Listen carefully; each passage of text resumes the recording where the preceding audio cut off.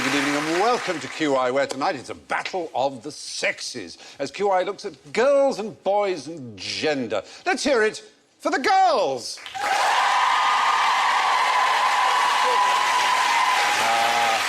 And huddled under the glass ceiling, we have Sugar and Spice, Ronnie and Kona. And all things nice, Sandy Toksvig. A big hand for the boys. Slugs and snails, Jack D. And a puppy dog's tail, Alan Davis.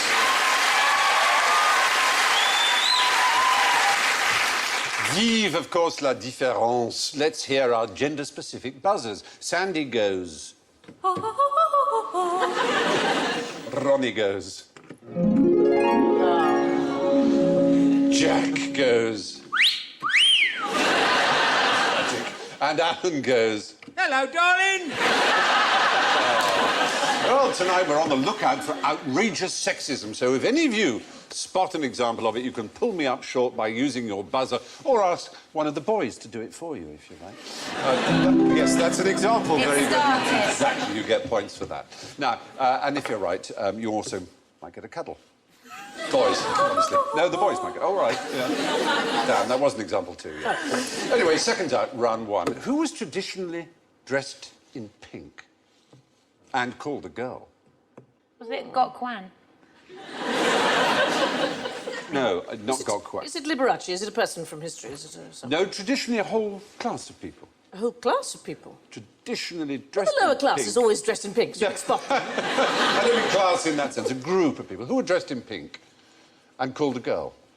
A girl, as in a girl describing a group of people? No, but babies. Which babies would you dress in pink? Female Girls. babies. So boys used to be? Boys were. That's Boys. Until the 20th century, the colours were pink for a baby boy and blue for a baby girl.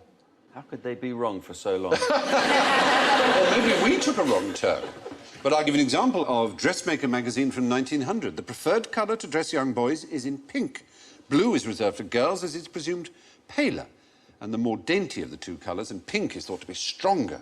And as late as 1927, there was a report about Princess Astrid of Belgium, who had been caught out when she gave birth to a girl because, quote, the cradle had been optimistically outfitted in pink, the colour for boys. Isn't that strange when now every shop has a whole sort of pink corner devoted to girls? I mean, young girls are... When did this happen? When did we turn around the other way? Well, that's what I'm saying. 1927, they were still talking about pink for boys. Really? Is it something to do with blue being considered quite serene and it's the colour of the Virgin Mary? And... I think that's all part of it. Yes, they just thought blue was a natural, pale, female colour. But even more extraordinary is the word girl.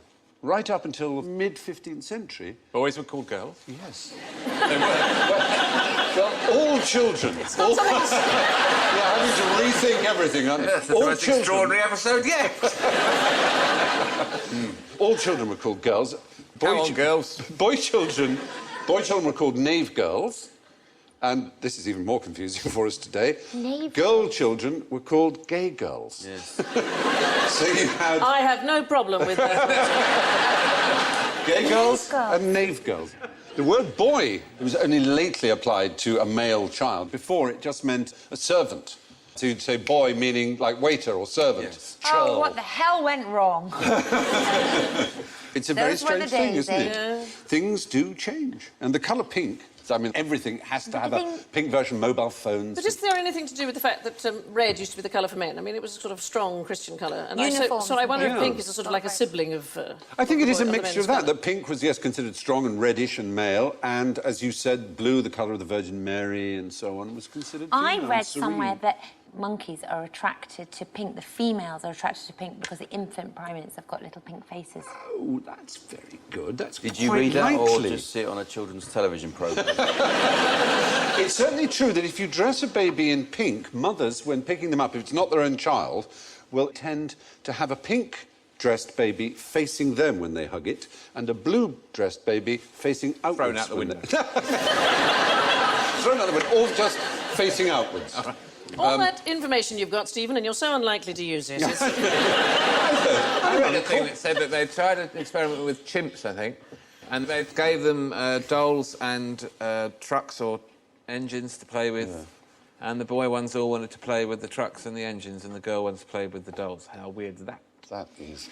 It is, I have to say, it is very strange. I got 2 daughters and a son, and when my son's the last one, and when he was born, I thought there were going to be no guns whatsoever. So we had no horrible toys, and honestly, he was about 2, and a toilet roll immediately became a machine gun. It is the most... You can't fight it, No, can there's you? nothing, and he likes blue, and they like Not pink. with toilet rolls, no. No. Depends on the war. But of course, even I more... don't hold out for much hope. But pink, do you know what the traje de luces is? The what? The traje de luces? I thought you'd been unwell. The suit of lights? South American thing, is it? No, it's the thing Matador wears. This is often pink. The Matador suit, the suit of lights. There's Oh, one. and the lining of his cape is pink. That's a painful moment. Something's going to be pink in a minute. That is... Tear me a new one. That's... Yes, pink is a strange colour too because it sort of doesn't exist on the spectrum. It's an extra But aren't girls more colour. inclined towards the red end of the spectrum? I think that's true. I think Because there of is a sort of berries, a... foraging. It's foraging. yes, having a little look on the savannah and boys running off towards the blue sky. Is it not some reason why? Yes, I've heard something similar. Foraging for lipsticks. They would on trees in primal times. Do you know that they've done studies of the hunter-gatherer societies and 9/10 of the food is provided by the women? And 1/10 is provided by the men. So the women go, oh, we'll get some berries, and the men come back, and honestly, that bison was this close. yeah, have your berry dinner. True. Well, we saw one, so... Yeah. Yeah, that sort of counts. Yeah, we'll get him. Oh, Yeah. You got any berries? Or... Yeah. Well, the truth is that pink used to be the colour for boys, and boys used to be called girls anyway. So with all this confusion, what's the best way to get a girl? Oh, I Hello, think... darling! Usually works.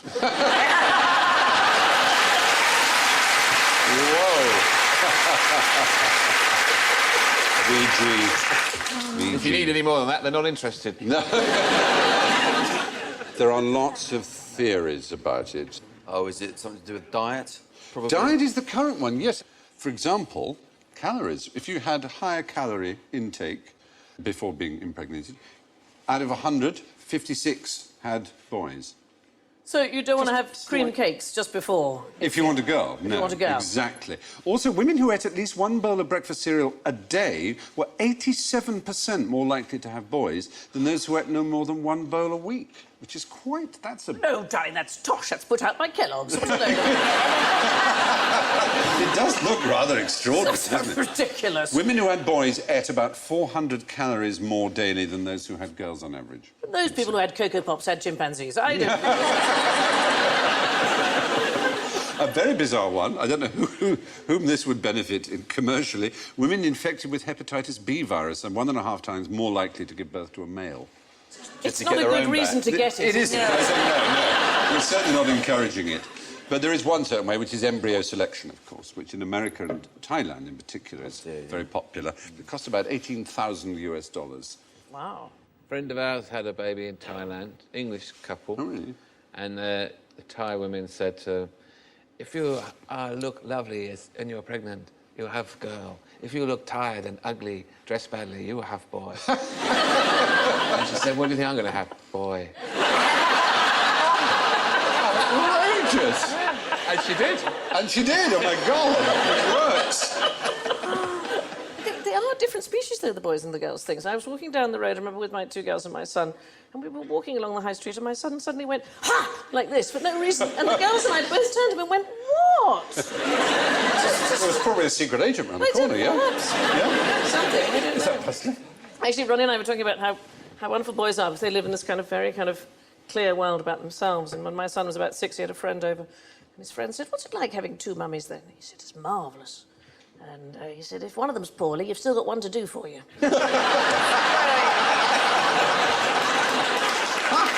Excellent child. Excellent child, I like. Do for you. The glorious self-centred of it. Well, there are other theories. Aristotle thought the diet of the mother and the sexual position used at conception made a difference. So he was half right, it seems, with the diet.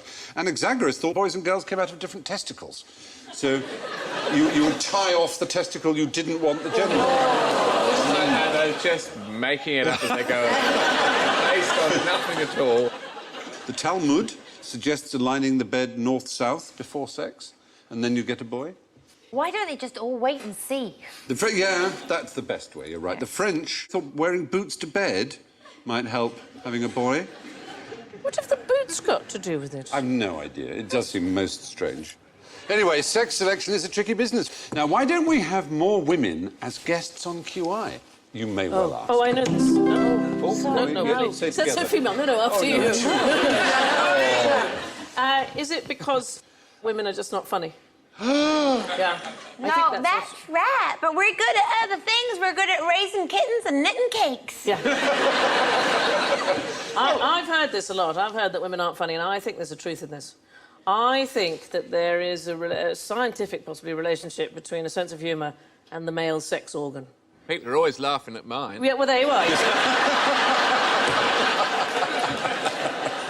Is this to do with the fact that people always say there aren't as many female comedians as there are men? Because you know what? There are loads of female comedians. It's just that we just don't see them because they're systematically rounded up and kept in a pen just outside Harwich. Harwich? Yes, Harwich. But you can go and see them and you can adopt them online. Yeah. And you can go and you can visit them and you can feed them lines and you might get a joke back sometimes. And then sometimes some of them escape and they disguise themselves as male comedians. But you can always tell which ones the male comedians are, the ones with the beards. Just like Life of Brian. Bill Bailey. Bill Bailey. Clearly a woman. But you know, it's really rare to be allowed to sit next to a female comedian. I don't know what they're worried that our cycles will suddenly synchronise or something. I'm not. I'm in disguise. I'm Rory Bremner. I'm hello. actually... Is it because once you get them started, they don't shut up?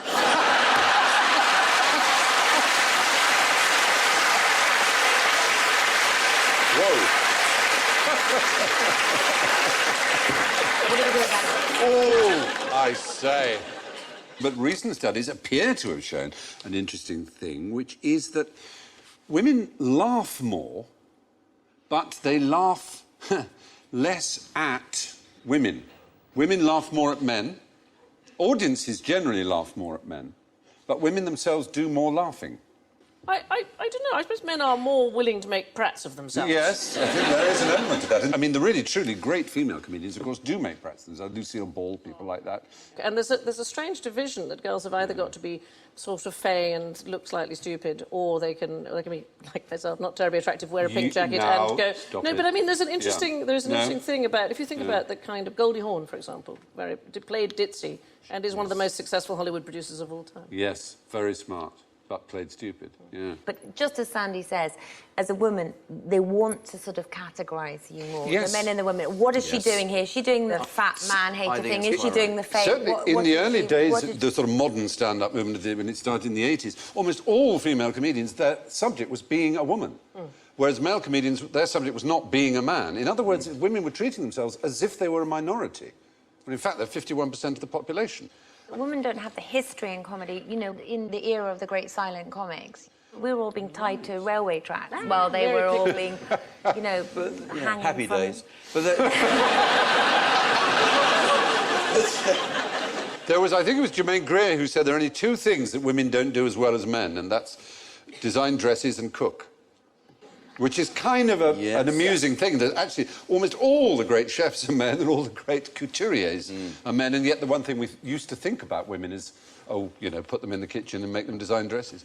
So, according to an American study, if we had more women on the show, the panel would laugh more, but the audience would laugh less, perversely. But anyway, now we're off to China. What does Niu Shu mean to Chinese women? Well, Nanshu is writing. Is it something to do with writing? It is. Do you know what kind of writing? Nushu is a very particular kind of writing. It's a Zhejiang county in Hunan province. It was invented entirely by women, for women. lady writing. It's lady writing. Lady writing. So only ladies can understand. Yeah, well, because women were not educated formally at all, not even taught how to read and write. And over centuries, they developed a secret code which was actually a phonetic writing, unlike Chinese They characters. uncovered all these books. How to poison your man. Well, kind of.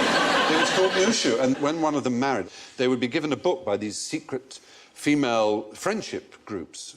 And they'd each write in the book and leave a lot of blank pages so that they could write their secret thoughts down. And the men would never be able to read it, but only other women would. It's very sly, isn't it? That's like our culture, really. There's loads of words that women know, but men don't have a clue about. You know, Like no. like sorry, Aye. fidelity, responsibility. We have Commitment. We have a secret language in this country. It's called an instruction manual. Oh, yes. If you want to hide something on your computer from a man, put it in a folder marked instructions and he will never open it. It's like a secret language. Yes. Hello, darling. Sexist. Sexist, you're right. That's so points against. And they would send them because they couldn't take them to their women friends very often. For what reason? It's a horrible, gruesome reason. Because of their feet. Couldn't walk. Because of their The feet. bound feet. Because their Yes, feet, the what banned do you feet. tell me about foot binding? What- Lotus, were they called lotus flowers, weren't Well, they, when they're- they were banned? When they were very young, they used to 5 break, years old. break all the bones Yeah. in the foot, and they would bend it Bend it round right underneath round, the underneath the foot. underneath the foot, Yeah. and then it would be 3 bound. So they'd be inches like little, was they'd be the like ideal. literally Yeah. little bound. They little become the hooves. stumps like hoofs. Yeah. They'd be jammed into this, and many of them would rot, suppurate, die of gangrene. And this went on for almost 1,000 years. But how ironic, then, to come up with a writing system called New Shoe. It was a bit. It was a bit grim.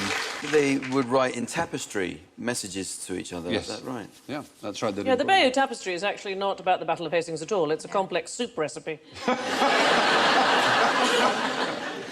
There are other separate languages, aren't there? I think Yes. in Africa there are...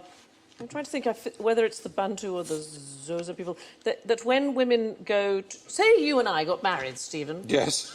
The contingency is a remote one.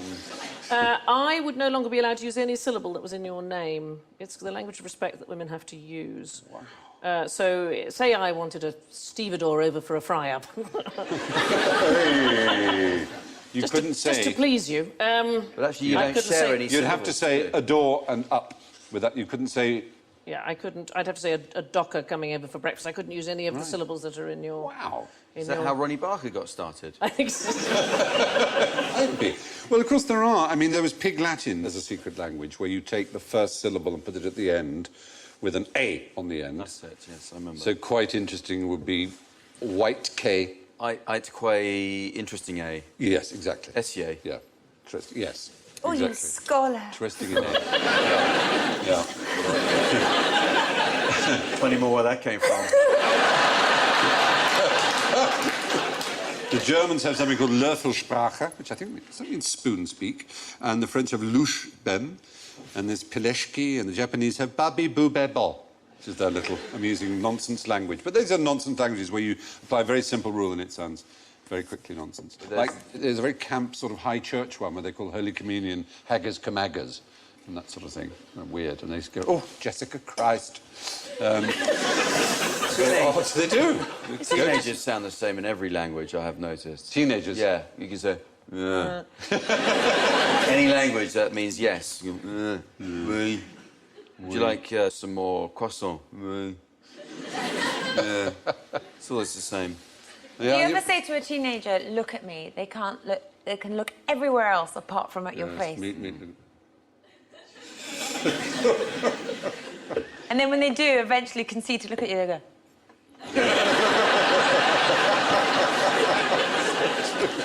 That's very true indeed. There you go. Anyway. Now, what's going on here? Ooh. Yay. Is it half hen, half cock? It is exactly half cock, yeah. It is exactly that. It's half hen, half cock. Right a down... freakish accident? Down the middle. It is a freakish done accident. by design? No, it's not done by any kind of scientist. It's a rare I enough literally thing. guessed that because of the theme of the programme. Well done. Yeah, you see? Using your male intelligence Thank for you. once. Oh, I feel so foolish now. It's called bilateral gynandromorphic hermaphroditism. I was going to say that. Yeah. We're dealing with chromosomes again. All cells on one side of the animal, male. All cells on the right, female. Doesn't happen in humans. Oh, I don't know how that would work. It's quite good fun, though, isn't it? It would be fun, You're at yes. a party, you stand that way.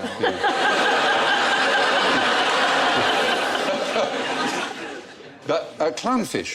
Do you remember, did you ever see the film Finding Nemo? Yes, Yes. that's a clownfish. Yes. A clownfish. They're fierce. They are. There I they know go. a bit about them. They have a relationship with that anemone, so that Yeah, they anemone always is live in those- normally yeah. poisonous to other fish, but they are immune to it, and they would have their babies in there. And then if you try and get near them, they come at you. They're quite... They're quite fierce. Yep, they are. Territorial. But do you know about their gender assignations?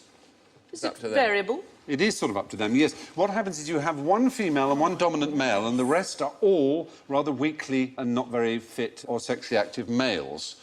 And if the female dies, the active male then becomes female, and one of the weakling males becomes the alpha male. It's sort of I really weird. Isn't that extraordinary? extraordinary. Yeah, they're very unusual like that. Rather splendid. So the story of Finding Nemo and his father would have been a very different... His father would have been his mother by the time he got to him. The whole thing would have been very odd. Where have you been? Huh? It would have been a very strange... Do you think these animals know that that's what's going to happen to them, or they're just instinct? Do they actually? Does he know? You know, I hope you don't die, because if you die, I'm gonna have to then let I you have to go. have it off with all the other blokes. I'm not into that. It's a very... They wake up one morning and go, oh, no, what's happened to me? change. The change. It is a very strange thought. Yes, bilateral gynandromorphic hermaphrodites are male on one side, female on the other. Now, to break down the walls of mutual misunderstanding with a look at general ignorance, so dainty fingers and great big mitts on buzzers, if you please. You're sitting in a dimly lit bar, girls and boys, with a saucy little poppet. How can you be sure she's not a bloke?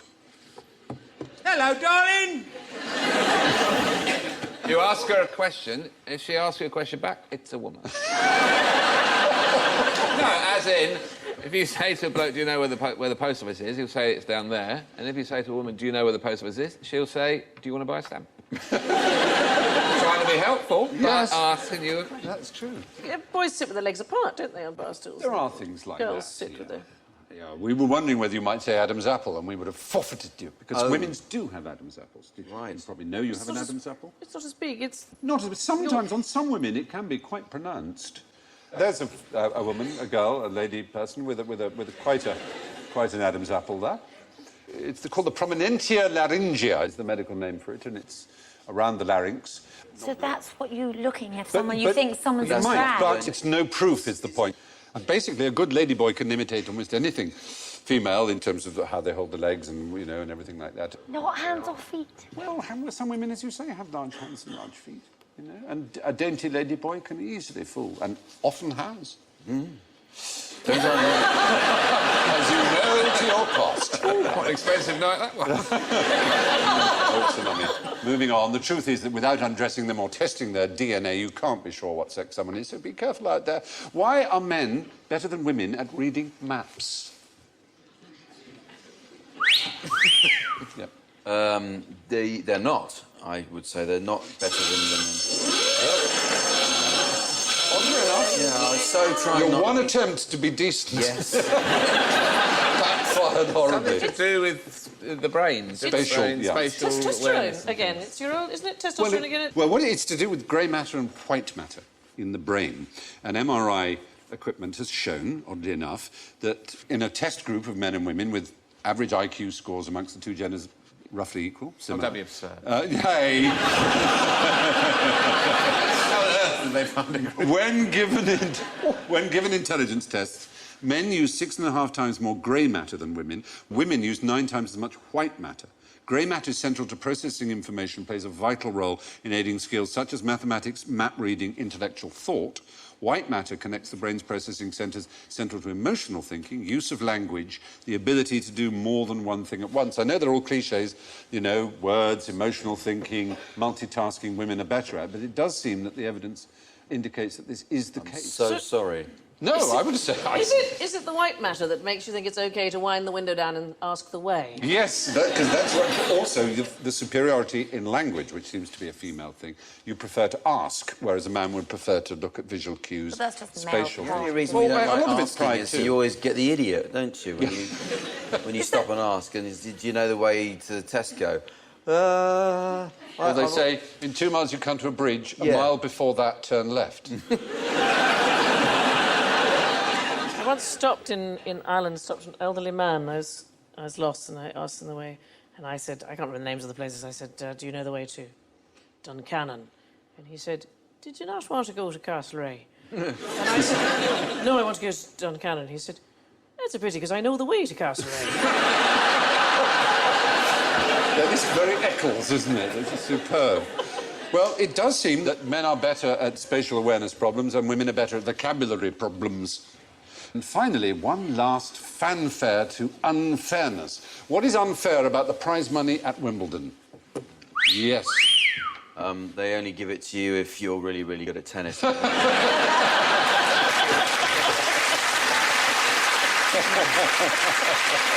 is damnably unfair. Nothing. Really? Not anymore. No, it's very unfair. Is it still unfair? Yeah, it's unfair. Women get more money for playing than men. Yeah. Oh, per set, you mean? You're talking... Yeah, men play a lot more discrepancy, tennis but- and get less money. Yeah, I'll show you how it goes. When it started in 1884, the ladies' champion won a 20-guinea silver flower basket, while the men got a 30-guinea gold trophies. By 2006, 625,000 for Amélie Mauresmo, who played 142 games, versus just £30,000 more for Roger Federer, who played 202 games. And the best women were earning more than the best because their shorter matches allowed them to compete in both doubles tournaments as well as the singles. The rate per game told the story. In 2005, the final 8 women earned an average of £1,432 per game against the men's 993. How much do they win now if they win? It's equal for the Is it first prize. The women's champion About gets the same prize £750,000. as the men's champion, but the men's champion plays a lot more tennis. But be fair, the women have got to come off and make the tea as well. And women get more from sponsorship. And oddly also, enough. $500,000, that's not that much when you think 50% will go to tax, 15% will go to their agent, then they've got to Isn't that buy true all for the their men as balls, well? and they've got to buy the sticky stuff to wrap around the racket. That's very expensive. So do the then men. it's the South Fields, they've got to get a travel card. That's So only do the 6. men. They're left with about £1.50 after all that. Anyway, now that male and female tennis players get the same prize money, it's arguably unfair to men who work harder and longer for less money overall. Which brings us to the end of our hard work and the gleanings of our genders. Oh, my goodness me. Let's discover who's wearing the trousers here. Well, my heavens. The winners are the ladies' team with between them +8.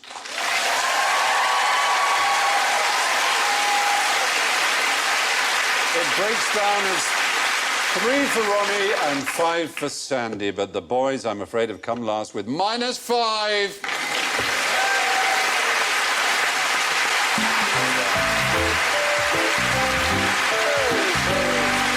That's all. In this edition of QI, so it's good night from Ronnie, Sandy, Jack, Alan and me. Hopefully the real winner tonight has been mutual understanding and respect. I leave you with this thought from Canadian feminist Charlotte Whitten. Whatever women do, they must do it twice as well as men to be thought half as good. Luckily, that isn't difficult. Good night.